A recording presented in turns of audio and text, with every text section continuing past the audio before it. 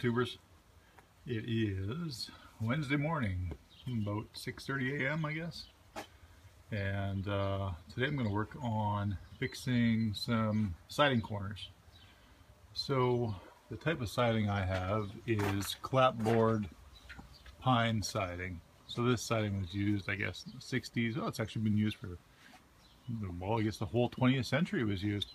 And eventually they transitioned into X90 siding and aluminum siding and vinyl siding and plywood siding and all different types of siding. But anyway, what I have is pine clapboard, and so you see these pieces here, these corner moldings. Well, they don't make them anymore. So that's the discussion, is what am I going to do to replace them when they don't make them? And I checked around the lumber yards and the hardware stores, Home Depot and stuff like that, and Rona, and well, they just don't make them. And so what people have been doing, what builders have been doing, is just saving them off of old houses, because they know that people are looking for them, and they just, when you're looking for one because you got a damaged corner, you go see these guys, and they'll sell you some. So anyway, obviously I'm not all about doing that and buying corners from people, and people just blasting by the door here. Because they don't realize it's 50 kilometers an hour through town. Anyway, so I got myself a piece of flashing, or sheeting, metal sheeting. That would be about, whoo boy, I'm going to say 20, maybe 22 gauge. It's light, but it's the same thickness as this piece of corner molding, which I have taken and flattened out, and so that way you can see the shape of your template. So this one's actually still in decent shape. You can reuse this. Now, obviously I'd repaint it and everything else and sand it down and clean up the crap on it and rebend it and reuse it. But what I'll do is I'll take this, use it as my template, and lay it out and cut it out and make the bends the same way the bends are made on here. So anyway, I'll do a couple of those, or one of those, to show you guys, and we'll go from there. While I'm doing this little project, can anybody see it? Here comes Herman for his free coffee. It's about 6:45. I think he and I get up at about the same time every day, between about 4 and 5 a.m. But I don't know. Sometimes he sleeps in. I don't. Actually, sometimes I sleep in too till like 7 o'clock. That's a sleep-in day for me.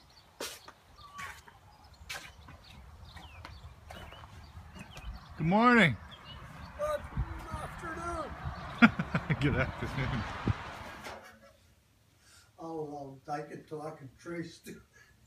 Oh, now you want to interrupt the whole video now. Well, I'm tracing this out and trying to show people, the beauty of the work here. Okay.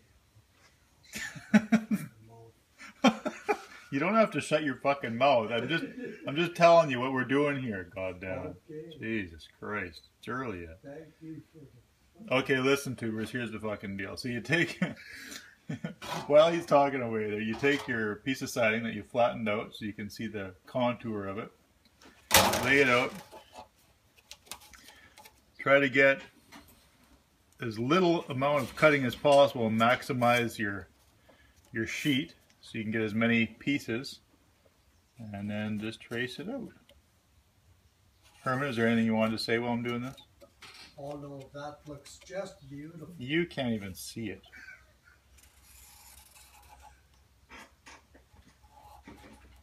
That looks just beautiful. Isn't that something? This is your notch for the corners. There. So then again, to maximize your sheet, flip it over. Use that same straight edge.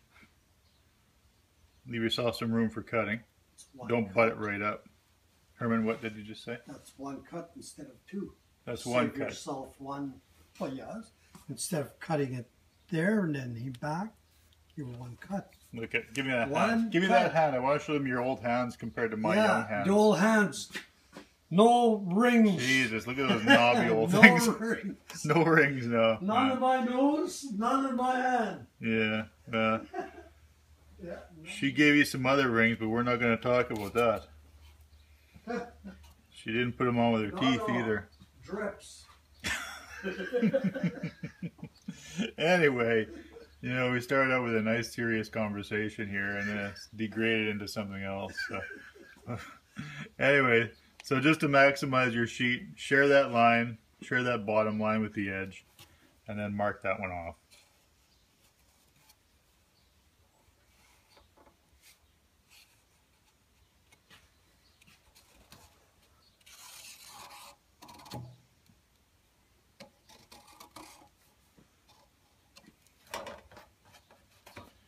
And there you go. That's 2 pieces right there.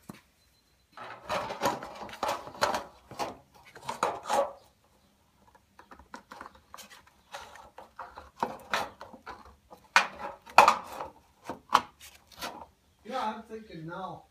Herman, the video is going, so don't say anything crazy.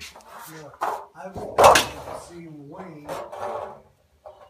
Well, or anybody get some stone and then put around where those trees were. Do a thing like that's with that edging. Do around where those trees were so I don't drive in there, and put some stone in there. I wouldn't put stone if I were you. No. Stone is a fuck of a mess because it migrates out Hey, from where you. The video. Oh, sorry. Yeah, the video. Yes, the video. You gotta say please, thank you. Yeah, everything for the video. I praise.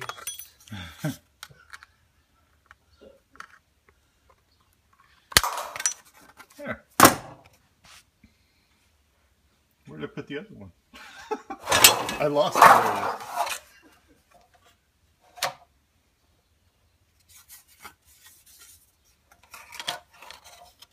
There. Just gotta make our bends now.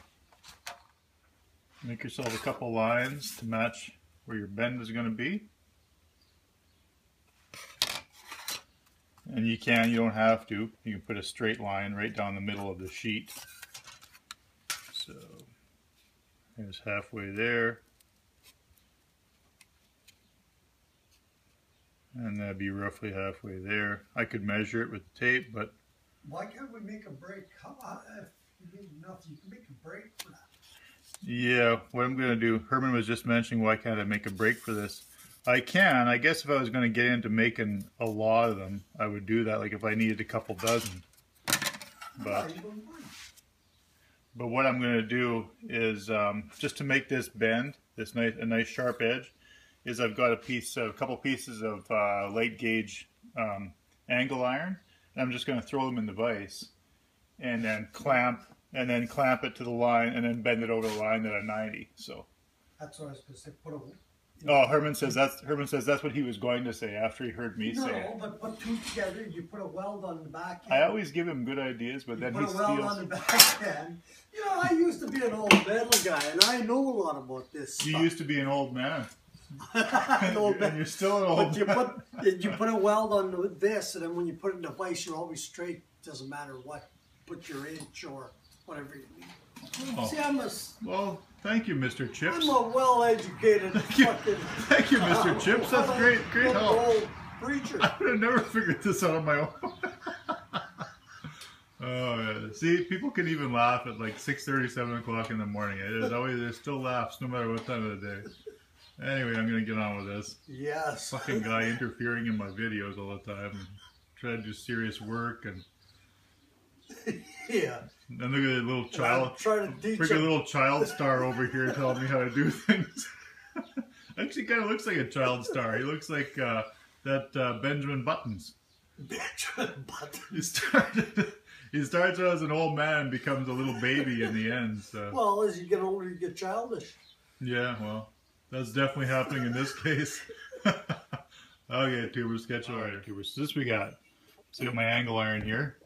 I was thinking about this, and because I want a nice sharp edge for a 90, is I took this piece of angle iron and I ground a fairly, you guys can probably see that, a fairly sharp edge into it, because the original has sort of sort of a rolled edge, and I want a much sharper profile on the corner of the house than that. So you only need to do one, and then you can leave this one alone, because as Herman was saying, if you want a little bit of a rounded, you know, a kind of rounded edge. Mr. Buttons, you mean? Mr. Benjamin Buttons. He goes by a number of different names, Mr. Chips, Mr. Benjamin Buttons, and some other selected names that I don't have. It's very early morning. We don't want to mention it. So Yeah. he's a woman. He's a Everybody's not womanizer. churchgoers. No, not everyone is a churchgoer. Not like us. The Church of Bagot Corner. Anyway, back to the topic. Back to the topic at hand. Jeez, I always get off topic. Why is that? And anyway, that's what I got. Got a good sharpened edge on there, and then we'll stick that in there and just clamp it with some lockjaw pliers. Or you could, you know, what I was thinking I could do if I needed to make a whole ton of these things is I could, you know, stick a washer in here, stick a thin washer in here, and then just weld it closed, and then just it would just be a permanent break basically, and use that. So, but anyway, I only need to make maybe a half a dozen of them. So. Well, even if you're off a little bit, who cares? Well, nobody's gonna be looking that close, are they? So there you go. I got it in my here. I just used a little because I wanted to have even pressure. I just used a little stick. I just used a little paint stick, and because it's light gauge, I'm gonna say like 22 gauge. What do you think, Herm? What gauge is that? 22, 30 gauge. So I was off by like 8, the power of 8. Anyway, then just fold it over, you know, with a whatever. I just use a little stick. But we were talking, you know, we could make all sorts of contraptions if we had to pump out 1,000 of these babies. Which, who knows? You know, maybe because there aren't any of these, and you can't buy the darn things. You know, maybe there is a market for something like that. You know, you just make up your template like that, and you buy a whole bunch of paint sticks. Yeah. And now I'm gonna have to go one paint stick for every freaking one, eh? And now I've actually cost myself money because now I don't have a paint stick. I'm gonna have to drive to town for a paint stick because you can't possibly use a branch or a not to stir paint. No, not to stir paint. No, no, you can only use a paint stick for stirring paint. Let's look at what it says on this can. Please use paint stick for mixing. Is that what that says? Oh, it's French. I couldn't make it out. I'm French. Oh, you are? I'm a French Canadian. Which part are you? Just the lips. Just your lips for French kissing, eh? Yeah. You know what that is, French kissing? Yes. If you have a French woman, kiss her lots. Yeah. I'm sure that's not what it is. Well, that's all. Look how tall you are, Benjamin Buttons. You're as big as my paint stick. You're about 8 inches tall. That's right. You measure up. Look at that. Wow. Right on. You got a curved spine, I can tell. Yeah, I like that. All right, guys. Well, Herman's gone off to work. He kind of does a little part-time work for my cousin. My cousin's in the landscaping business. And it's a little bit hard getting labor this year. So Herman's kicking in and helping out, laying rock and sod, and I helped my cousin back about 3 weeks ago, a month ago back, and install a zone control watering sprinkler system. So individual solenoids, and you know, wiring it up and setting the programming, stuff like that. So, sip my coffee. Anyway, so there you go. So there's one that I flattened out. And here is one that I just pulled off my building. As you can see, they're not identical. Like this one here looks to be a little bit wider. You know, I could always make it a little bit wider. Whatever one I take off, I can make it exact to the one that the new one exact to the one that I took off. But this one, so look at the tabs on that one. Just like the one I just made. But look at the one that I pulled off the garage here. They've got some extra little steps in there.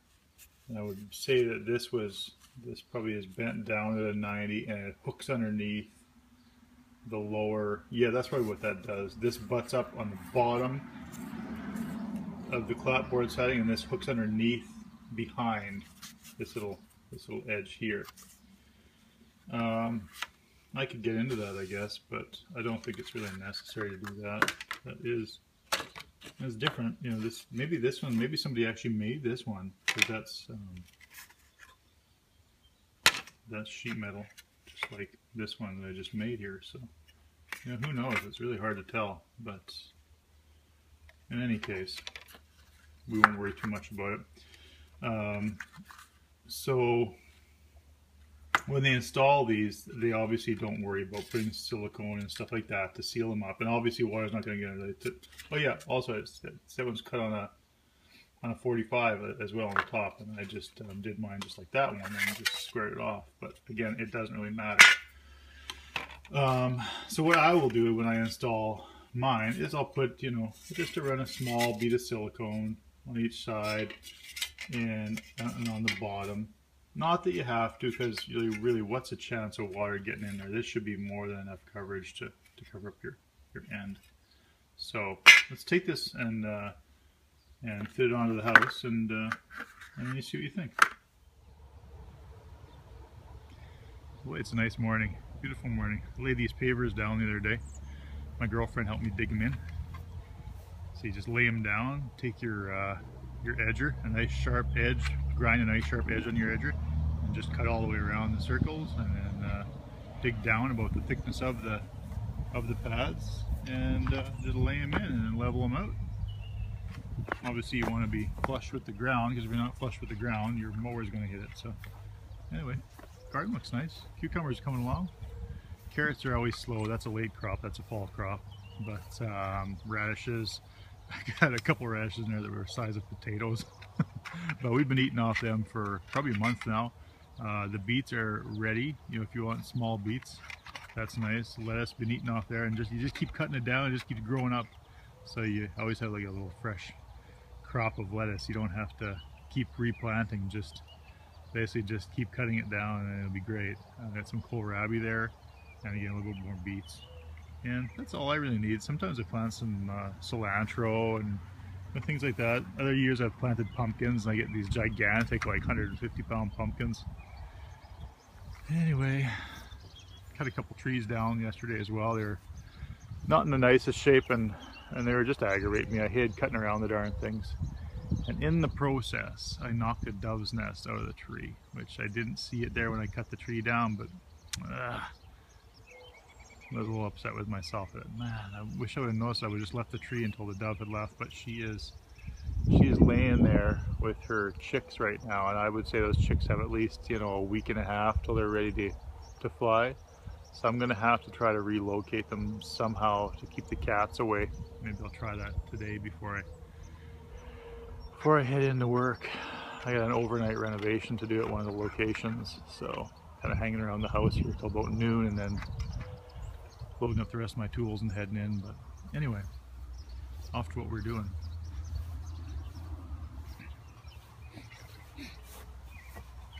So that's the bottom corner. I had one loose corner molding.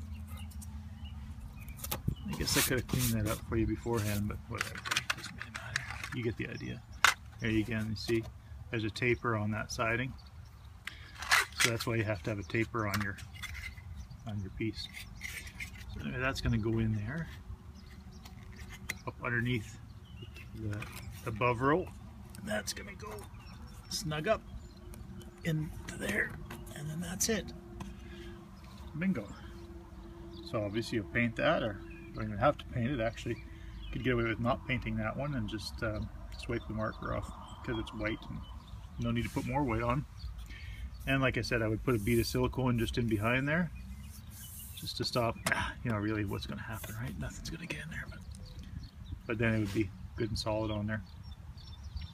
Now, like I was saying, this one is a little narrower, so, you know, maybe if I was, but then it's funny, you know, you look at this one, it looks to be about the same as this one as far as width, but yeah, anyway. There you go. That's it, tubers.